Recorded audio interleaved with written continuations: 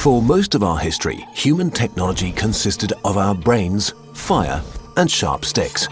While fire and sharp sticks became power plants and nuclear weapons, the biggest upgrade has happened to our brains. Since the 1960s, the power of our brain machines has kept growing exponentially, allowing computers to get smaller and more powerful at the same time. But this process is about to meet its physical limits. Computer parts are approaching the size of an atom. To understand why this is a problem, we have to clear up some basics.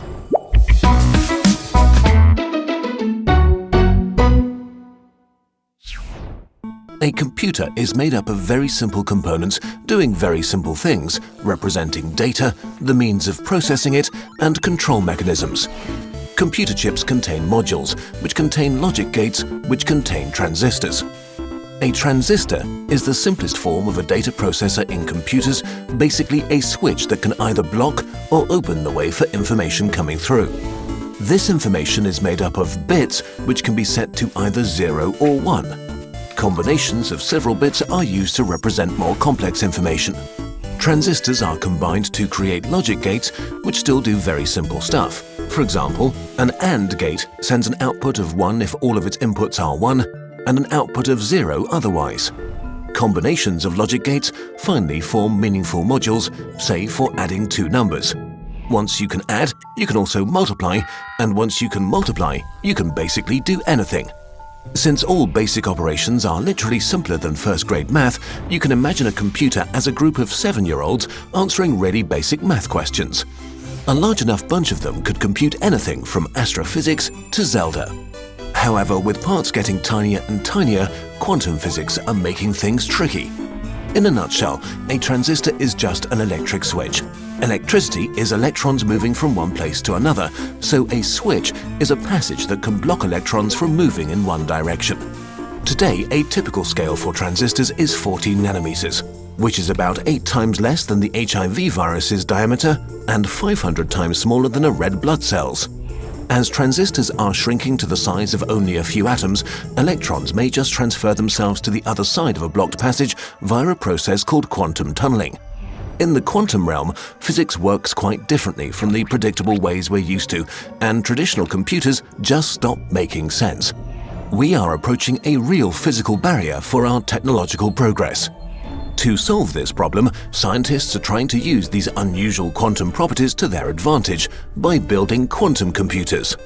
In normal computers, bits are the smallest units of information. Quantum computers use qubits, which can also be set to one of two values. A qubit can be any two-level quantum system, such as a spin in a magnetic field or a single photon. 0 and 1 are this system's possible states, like the photon's horizontal or vertical polarization. In the quantum world, the qubit doesn't have to be in just one of those, it can be in any proportions of both states at once. This is called superposition. But as soon as you test its value, say by sending the photon through a filter, it has to decide to be either vertically or horizontally polarized. So as long as it's unobserved, the qubit is in a superposition of probabilities for 0 and 1, and you can't predict which it will be. But the instant you measure it, it collapses into one of the definite states. Superposition is a game changer. 4 classical bits can be in one of 2 to the power of 4 different configurations at a time. That's 16 possible combinations, out of which you can use just one. 4 qubits in superposition, however, can be in all of those 16 combinations at once. This number grows exponentially with each extra qubit. 20 of them can already store 1,000,000 values in parallel. A really weird and unintuitive property qubits can have is entanglement, a close connection that makes each of the qubits react to a change in the other's state instantaneously, no matter how far they are apart. This means that when measuring just one entangled qubit, you can directly deduce properties of its partners without having to look. Qubit manipulation is a mind-bender as well. A normal logic gate gets a simple set of inputs and produces one definite output. A quantum gate manipulates an input of superpositions, rotates probabilities, and produces another superposition as its output. So a quantum computer sets up some qubits, applies quantum gates to entangle them and manipulate probabilities, and finally measures the outcome, collapsing superpositions to an actual sequence of zeros and ones. What this means is that you get the entire lot of calculations that are possible with your setup all done at the same time. Ultimately, you can only measure one of the results, and it will only probably be the one you want, so you may have to double-check and try again. But by cleverly exploiting superposition and entanglement, this can be exponentially more efficient than would ever be possible on a normal computer.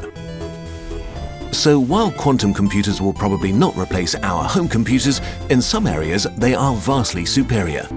One of them is database searching. To find something in a database, a normal computer may have to test every single one of its entries. Quantum algorithms need only the square root of that time, which for large databases is a huge difference. The most famous use of quantum computers is ruining IT security. Right now, your browsing, email and banking data is being kept secure by an encryption system in which you give everyone a public key to encode messages only you can decode. The problem is that this public key can actually be used to calculate your secret private key. Luckily, doing the necessary math on any normal computer would literally take years of trial and error. But a quantum computer with exponential speedup could do it in a breeze. Another really exciting new use is simulations. Simulations of the quantum world are very intense on resources, and even for bigger structures such as molecules, they often lack accuracy. So why not simulate quantum physics with actual quantum physics? Quantum simulations could provide new insights on proteins that might revolutionize medicine. Right now, we don't know if quantum computers will be just a very specialized tool or a big revolution for humanity. We have no idea where the limits of technology are, and there's only one way to find out. This video is supported by the Australian Academy of Science, which promotes and supports excellence in science. Learn more about this topic and others like it at nova.org.au. It was a blast to work with them, so go check out their site. Our videos are also made possible by your support on patreon.com. If you want to support us and become part of the Kurzgesagt Bird Army, check out our Patreon page.